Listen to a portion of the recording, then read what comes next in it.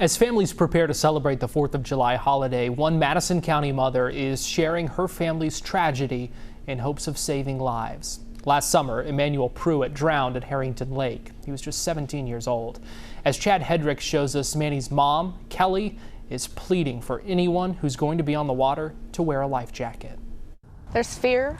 There's a lot of anxiety. When Kelly Pruitt is near a large body of water, she faces a flood of emotions. And I just have to kind of force myself to move past that and try to be in the moment. She instantly thinks of her son Emmanuel, who drowned last summer at Harrington Lake. I've not been in water since.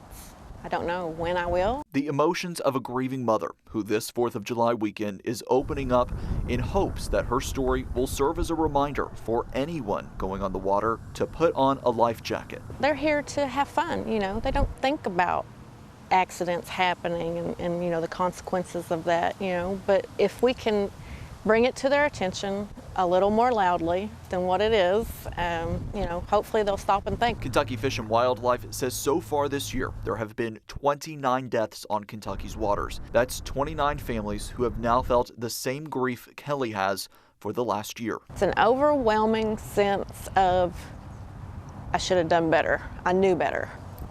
I know it's not my fault, obviously, but you know, if I'd have just maybe mentioned it to him one more time before he left, make sure you guys have life jackets on. In response to such tragedies and working to prevent more, Kentucky Fish and Wildlife will be building life jacket kiosks at waterways across the state. One of the first will be at Lake Reba, a place Manny loved growing up. It absolutely brings joy to my heart, just knowing that, you know, hopefully this is going to make a difference for somebody in the future. Now, this is what those life jacket kiosks will look like. They'll be stocked with different sizes of life jackets and instructions on how to properly put one on.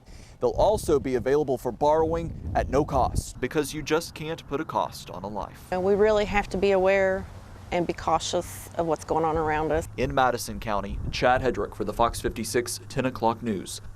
Kelly says they're planning to build a memorial for Manny near the kiosk at Lake Reba. She's also in the early stages of establishing the Swim Smart Foundation to help fund other life jacket stands.